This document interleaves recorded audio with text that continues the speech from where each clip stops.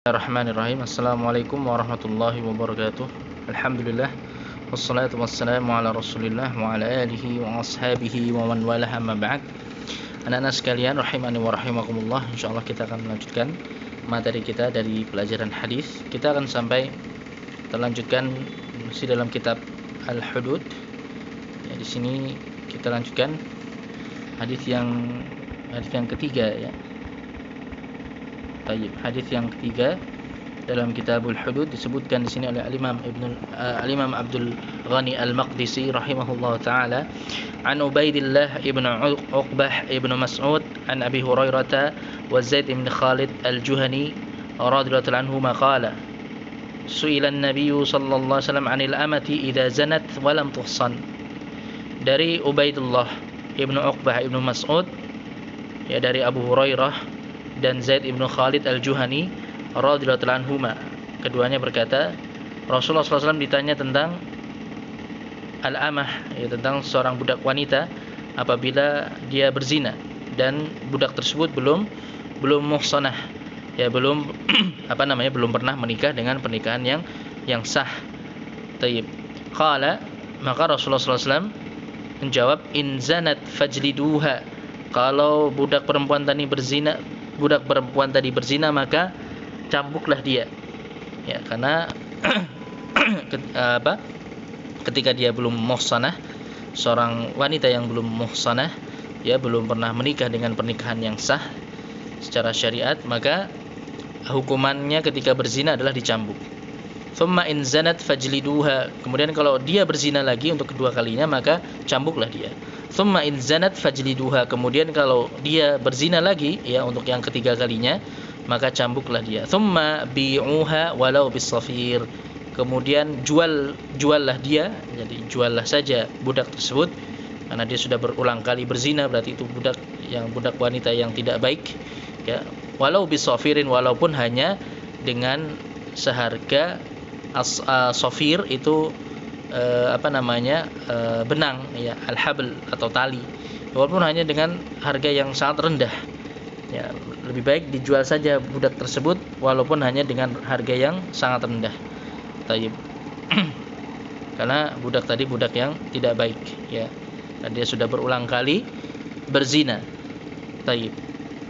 Kemudian qala Ibnu Syihab, berkata Imam Ibnu Syihab Az-Zuhri rahimahullah taala, ya, yang meriwayatkan hadis ini, la wala adri abada tsalitsati awir rabi'ah, dan saya tidak tahu apakah perintah untuk menjual budak wanita tadi itu setelah zina yang ketiga ataukah yang keempat.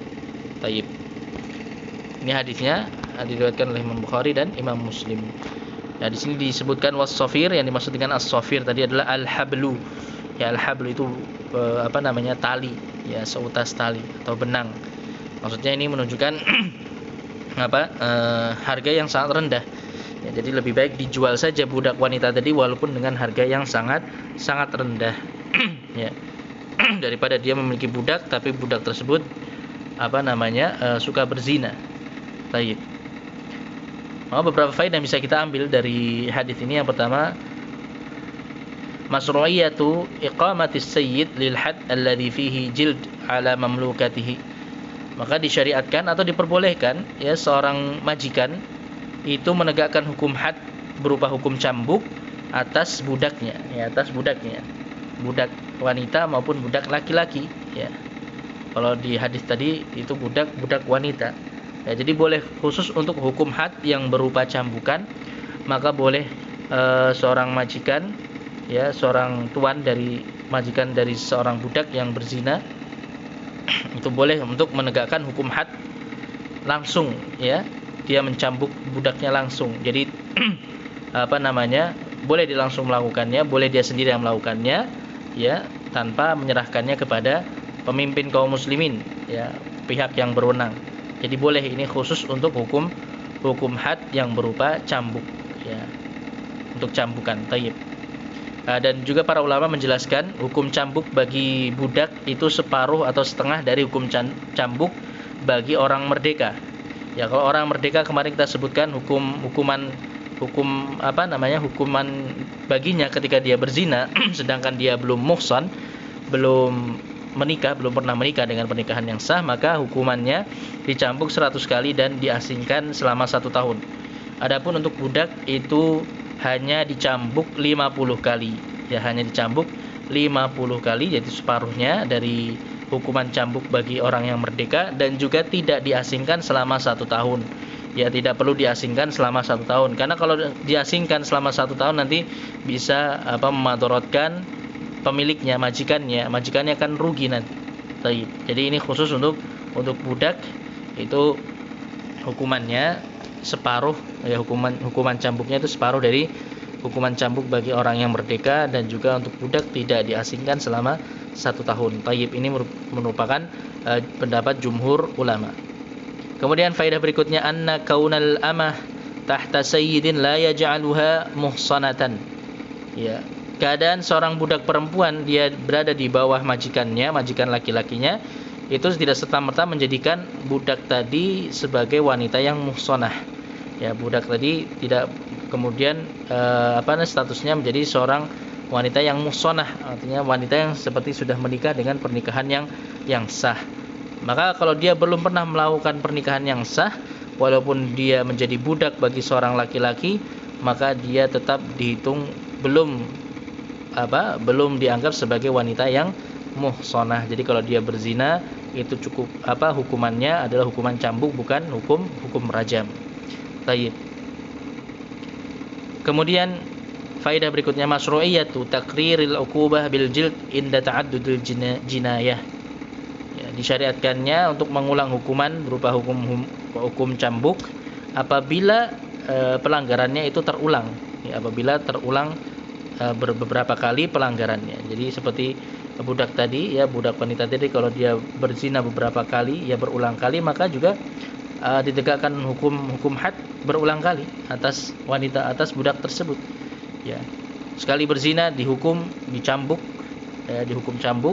kemudian berzina lagi dihukum cambuk lagi. Maka ini perkara yang disyariatkan. Kemudian faedah berikutnya, azina aibun fil mamlukah. Perbuatan zina itu tetaplah menjadi sebuah aib dalam perkara perbudakan.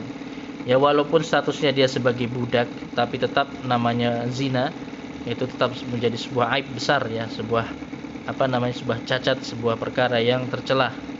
Ya, walaupun ini terjadi pada orang-orang yang statusnya sebagai budak. Maka tadi Rasulullah SAW memerintahkan kalau terus-menerus budaknya tadi berzina, maka Rasulullah SAW memerintahkan untuk dijual saja budak tersebut. Ya, lebih baik dijual saja budak wanita tadi. Kemudian faedah berikutnya, jawazu bai'il amati al-mu'ibah.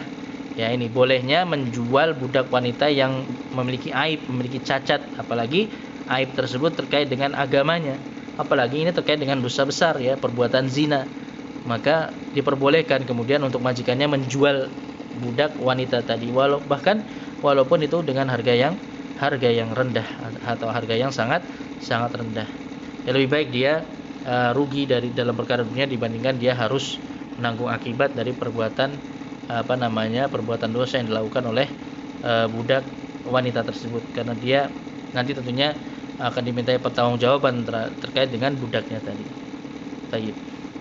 Kemudian faedah yang terakhir, amrun nabi as-sayyid bi bai'iha la'allaha taktafi bi saydiha al-jadid min al-wuqu' fil muharram. Ya, Nabi Muhammad sallallahu alaihi wasallam memerintahkan kepada majikan tadi, ya, orang yang pemilik budak tadi, untuk menjual budaknya saja, menjual budak wanitanya tadi, ya, agar bisa jadi nanti budak wanita tadi mendapatkan majikan yang baru, dan majikan yang baru tadi bisa mencegahnya dari perbuatan yang haram tersebut. Ya, bisa mencegahnya atau menghalanginya dari perbuatan yang haram tersebut. Artinya dia bisa berlepas diri dari keburukan budak tadi, dan budak tersebut nanti diharapkan dia bisa mendapatkan majikan yang lebih baik, dan dia nanti bisa memperbaiki dirinya, dan dia bisa berhenti dari perbuatannya tersebut. Baik. Ini terkait dengan hadis Yang ketiga dari Kitabul Hudud, ya ini masih terkait dengan hukum had bagi orang yang berzina. Ini khusus hukum had bagi budak yang berzina. Maka kesimpulannya untuk budak yang terjatuh ke dalam perbuatan zina, ya, dan dia belum muhsan, ya, belum dalam statusnya belum muhsan, ghairu muhsan atau muhsanah, dia belum pernah melakukan pernikahan yang sah secara syar'i, maka hukum hadnya dicambuk sebanyak 50 kali, yaitu merupakan jumlah atau takaran yang lebih ringan, jadi separuhnya dari hukum had, hukuman cambuk bagi orang merdeka yang terjatuh ke dalam perbuatan zina sedangkan dia belum muhsan. Baik. Jadi hukuman untuk budak itu lebih ringan. Ini merupakan ketentuan dari Allah Subhanahu wa taala. Wallahu taala alamu bissawab. Ini yang bisa kita pelajari pada halaqah hari ini. Ya, kita cukupkan satu hadis ini dulu. Insyaallah nanti untuk hadis yang keempat dan yang berikutnya kita akan melanjutkan pembahasannya pada halaqah berikutnya. Wallahu taala alamu bissawab. Alhamdulillahirabbil alamin wa sallallahu wasallam ala nabiyyina Muhammadin wa ala alihi wa ashabihi ajma'in. Subhanakallahumma bihamdik asyhadu an la ilaha illa anta astaghfiruka wa atubu ilaik. Wassalamualaikum warahmatullahi wabarakatuh.